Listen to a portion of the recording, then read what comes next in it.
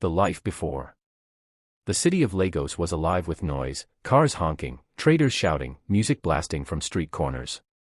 It was a city of dreams and chaos, where fate played its games without mercy.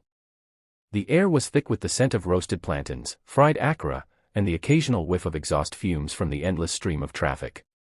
The streets were a mosaic of life, street hawkers balancing trays of goods on their heads, children darting between cars to sell bottled water, and buses packed so tightly it seemed impossible for anyone to breathe. Lagos was a place where dreams were born and crushed in equal measure, a city that never slept, where the hustle was relentless and the stakes were always high. For Williams, it was home, a place he knew intimately, yet lately, it felt as though the city itself was whispering secrets to him, secrets he couldn't quite understand. Williams had lived here all his life, but lately, something strange had been happening to him. It started subtly, like a faint echo in the back of his mind, but soon it grew impossible to ignore. Every night, he had dreams so vivid they felt real. These weren't the fleeting, fragmented dreams he was used to, they were full, immersive experiences that left him breathless when he woke up. In these dreams, he was someone else, Emeka, a young man deeply in love with a girl named Zainab. The dreams were so detailed that he could feel the warmth of the sun on his skin, hear the rustle of leaves in the wind, and smell the earthy scent of the river where Emeka and Zainab would meet. It was as if he was living another life, one that felt just as real as his own. In the dreams, he saw their childhood in a quiet town, far removed from the chaos of Lagos. It was a place where time moved slowly, where the days were marked by the rising and setting of the sun rather than the ticking of a clock. Emeka and Zainab had grown up together, their lives intertwined from the moment they could walk. They played in the fields, chased each other through the forest, and shared secrets by the riverbank. As they grew older, their bond deepened into something more profound, a love that was pure and unshakable. Williams could feel it all, the joy in Emeka's heart when Zainab laughed, the way her hand felt in his, the promises they made to each other under the stars. It was a love so strong it transcended time and space, and yet, it was a love that seemed destined to end in tragedy. In one particularly vivid dream, Zainab came to Emeka crying. Her parents wanted her to marry a man she didn't love, a wealthy older man from a neighboring town. She begged Emeka to run away with her, to leave everything behind and start a new life together. But Emeka's mother intervened, her voice heavy with wisdom and sorrow. She told Zainab that sometimes, love wasn't enough to overcome the realities of life. If you can't be together in this life, she said, maybe who knows what fate could bring in your next life. The words were meant to comfort, but they only deepened the pain. Zainab cried bitterly, her tears soaking into Emeka's shirt as they held each other tightly. The dream always ended the same way, Zainab being led away by her parents, her face streaked with tears, while Emeka stood helplessly, his heart breaking as he watched the love of his life being taken away. At first, Williams brushed it off. Dreams were just dreams, after all, fragments of the subconscious, nothing more. But the dreams didn't stop. They grew more intense, more vivid, filling his heart with a longing he couldn't explain. He would wake up with tears in his eyes, his chest aching as though he had truly lost something precious. He tried to ignore it, to focus on his work as a freelance artist, but the dreams lingered in his mind like a shadow, refusing to be ignored. He found himself sketching scenes from the dreams, Zainab's face, the river where they met, the sorrow in Emeka's eyes. His art became a way to process the emotions that the dreams stirred within him, but it also deepened his connection to them. He couldn't shake the feeling that these dreams were more than just his imagination, that they were memories of a life he had lived before. On the other side of Lagos, Cynthia, a successful businesswoman, was dealing with something similar. For years, she had been haunted by dreams of a boy named Emeka. She felt his love, his pain, his desperation. As a child, she had told her stepmother about the dreams, but her stepmother had dismissed them as mere imagination. "You've been reading too many fairy tales," she had said, patting Cynthia on the head. But the dreams never left her. They came to her in the quiet moments, when she was alone with her thoughts, and they filled her with a sense of longing she couldn't explain.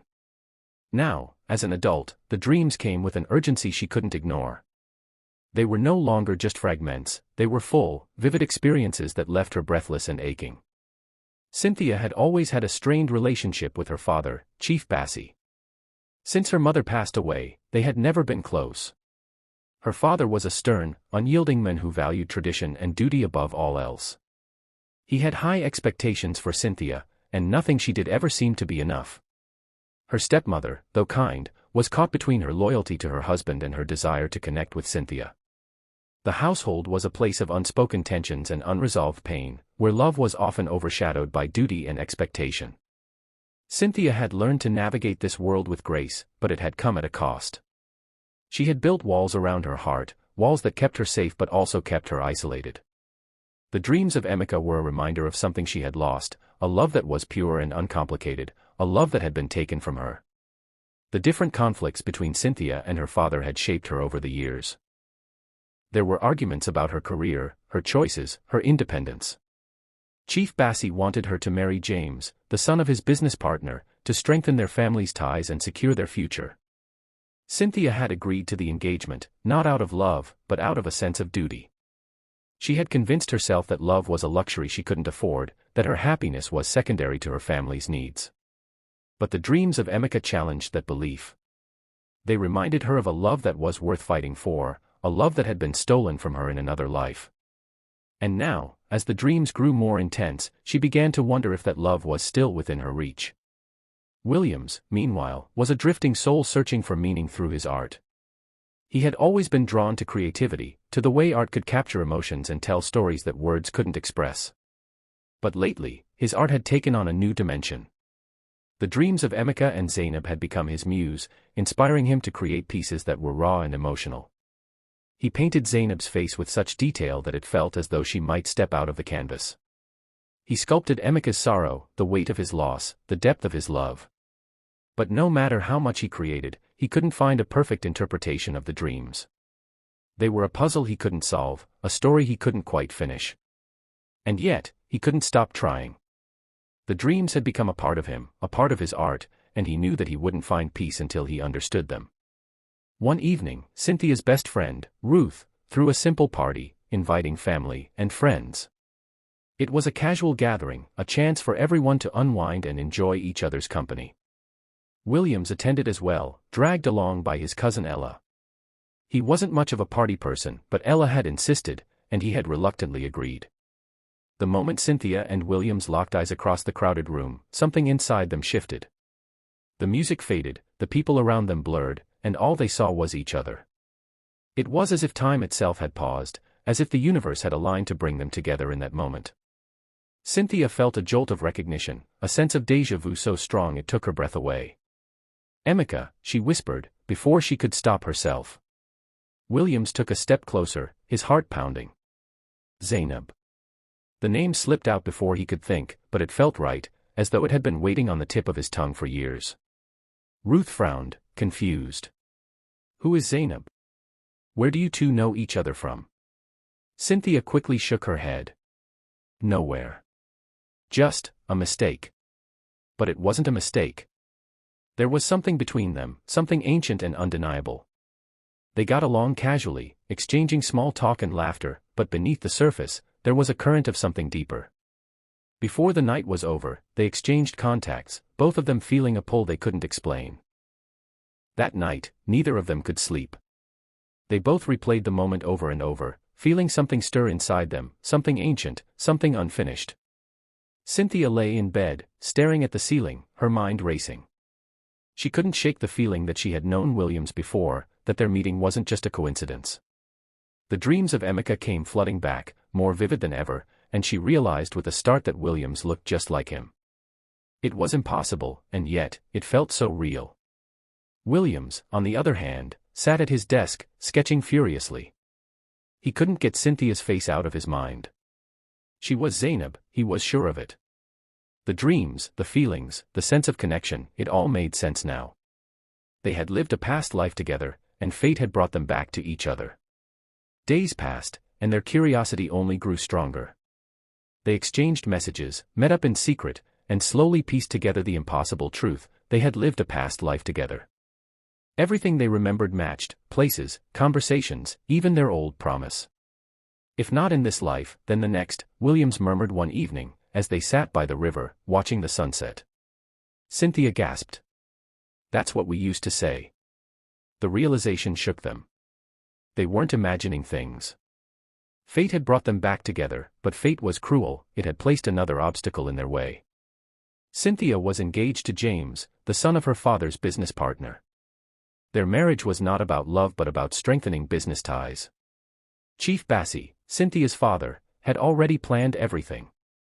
Williams, an ordinary man with no wealth or power, was not an option. But this time, they refused to be separated. Cynthia knew her father wouldn't approve of their relationship because she was already engaged to James.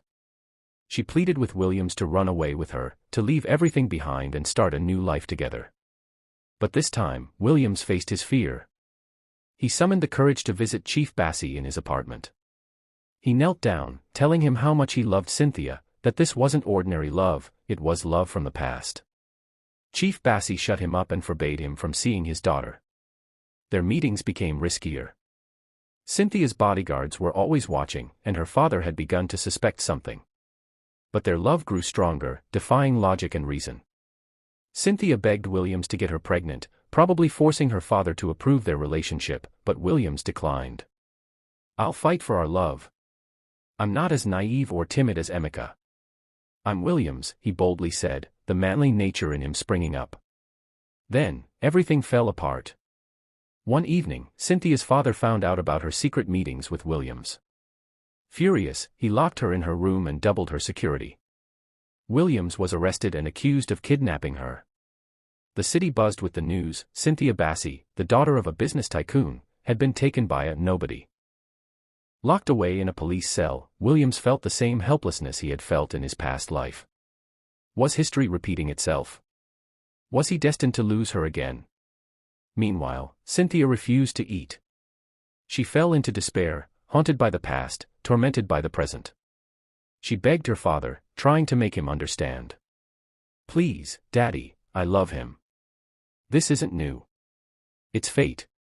I've lived this before." Chief Bassi scoffed. Nonsense. But her stepmother wasn't so sure. She remembered the dreams Cynthia had described as a child, dreams she had ignored. Now, she saw the truth. She pleaded with her husband, explaining that their daughter's life was at stake. Finally, Cynthia's father relented, not because he believed in fate, but because he couldn't bear to see his daughter waste away. James, understanding the depth of their love, gracefully stepped aside.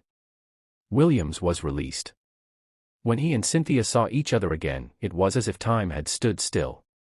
They ran into each other's arms, tears falling freely. This time, they would not be separated. Their wedding was not just a celebration but a victory over fate. As they stood before family and friends, Williams took Cynthia's hands and whispered, "If not in this life," Cynthia smiled, finishing the sentence. And this time, there would be no next life needed. The end. Thanks for watching. Kindly hit the subscribe button.